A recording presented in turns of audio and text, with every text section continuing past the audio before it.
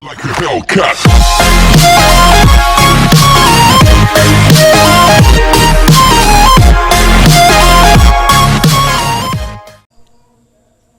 Assalamualaikum warahmatullahi wabarakatuh. Di sini saya akan menyampaikan tentang pembelajaran berbasis masalah atau problem based learning. Saya nama Rahmat Singgi Widodo, NIM 401 dari 4 BGSD A7.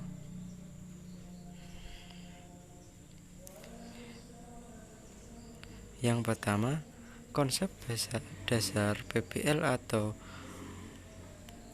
PBM adalah suatu pendekatan pengembangan pembelajaran yang menggunakan masalah dunia nyata sebagai suatu konteks bagi peserta didik untuk belajar tentang cara berpikir kritik dan keterampilan pemecahan masalah, serta untuk memperoleh pengetahuan dan konsep yang esensial dari materi kuliah atau materi pembelajaran.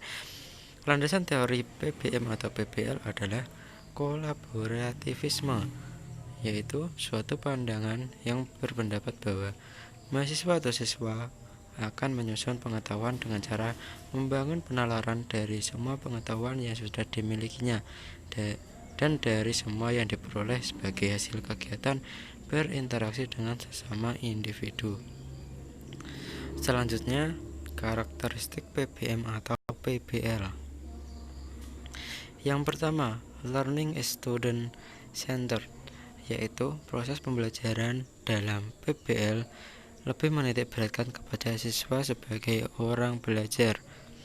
Yang kedua, authentic problem from the organizing focus for learning, yaitu masalah yang disajikan kepada siswa adalah masalah yang autentik.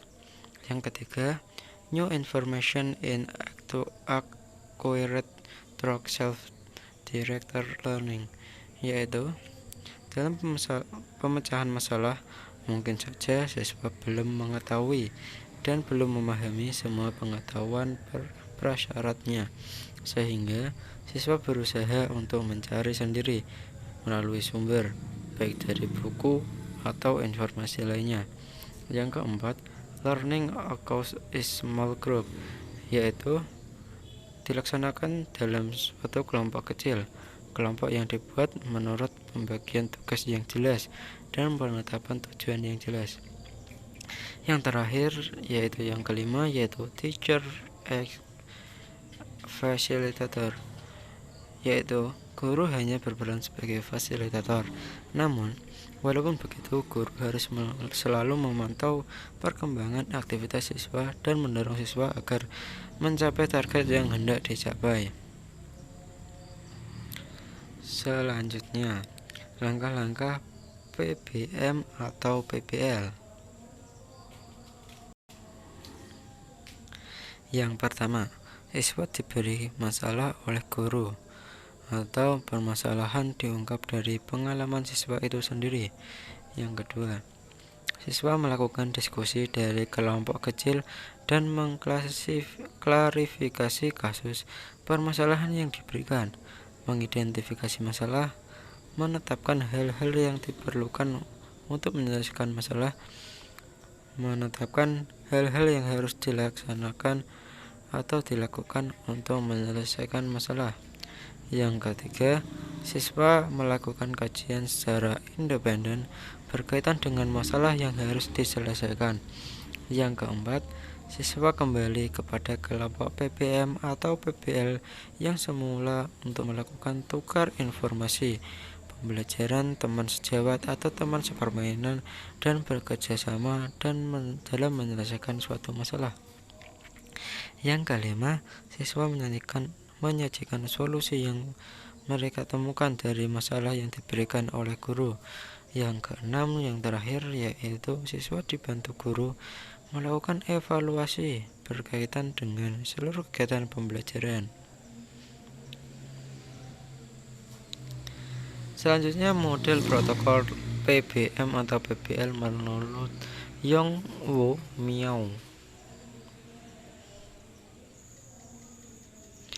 Yang pertama, start identification problem.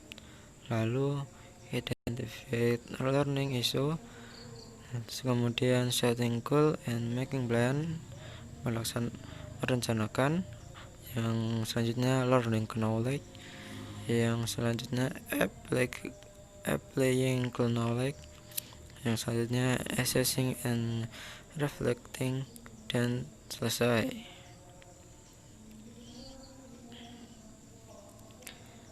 Selanjutnya yaitu penilaian pada PPM atau PPL.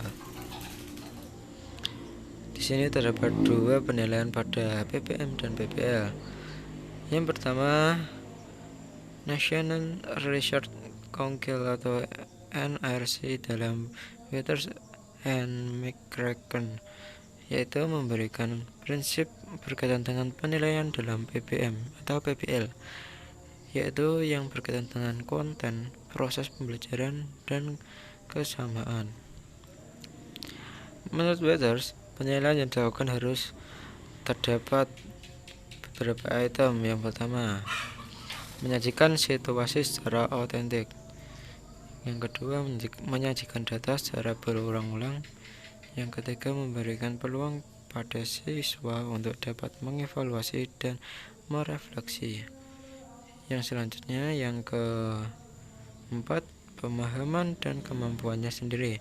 Yang kelima, menyajikan laporan perkembangan kegiatan siswa. Penilaian ini bisa didasarkan pada jenis penilaian otentik, di mana penilaian difokuskan terhadap proses belajar. Oleh karena itu, peran guru dalam proses ini tidak pasif, tetapi harus aktif dalam memantau kegiatan siswa serta mengontrol agar proses pembelajaran dengan baik. Sementara itu, untuk mengetahui sejauh mana hasil belajar yang telah diperoleh siswa, guru perlu untuk mengadakan tes secara individual. Jadi, penilaian dilakukan secara kelompok juga individual. Yang selanjutnya, kelebihan dan kekurangan PPM atau PPL.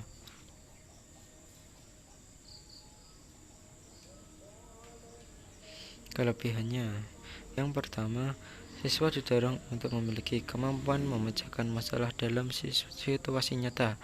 Yang kedua, siswa memiliki kemampuan membangun pengetahuannya sendiri melalui aktivitas belajar. Yang ketiga, pembelajaran berfokus pada masalah sehingga materi yang tidak ada hubungannya atau tidak perlu saat itu. Selanjutnya, keempat, terjadi aktivitas ilmiah pada siswa melalui kerja kelompok. Yang kelima, siswa terbiasa menggunakan sumber-sumber pengetahuan baik perpustakaan, internet, wawancara, dan observasi. Yang keenam, siswa memiliki kemampuan menilai kemajuan belajarnya sendiri. Yang ketujuh, siswa memiliki kemampuan untuk melakukan komunikasi ilmiah dalam kegiatan diskusi atau presentasi hasil pekerjaan mereka. Yang kedelapan, kesulitan belajar siswa secara individual dapat diatasi melalui kerja kelompok dalam bentuk peer teaching. Yang kedua yaitu kekurangannya. Yang pertama, PPL atau PBM tidak dapat diterapkan untuk setiap materi pembelajaran. Ada bagian guru berperan aktif dalam menyajikan materi PBM lebih cocok untuk pembelajaran yang menurut kemampuan tertentu yang kaitannya dengan pemecahan masalah. Yang kedua, dalam suatu kelas yang memiliki tingkat keragaman siswa yang tinggi akan terjadi kesulitan.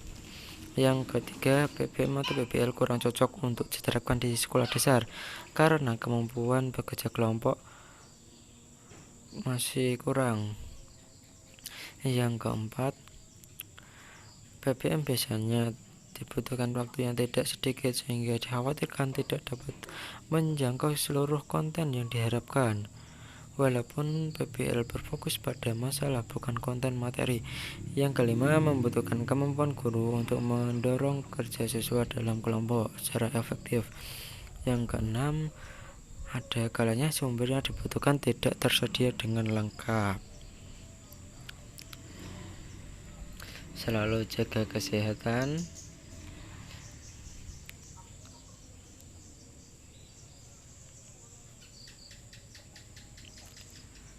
Mungkin itu yang bisa saya sampaikan. Nama saya Rahmat Singgi Widodo, NIM 401, mengucapkan terima kasih. Wassalamualaikum warahmatullahi wabarakatuh.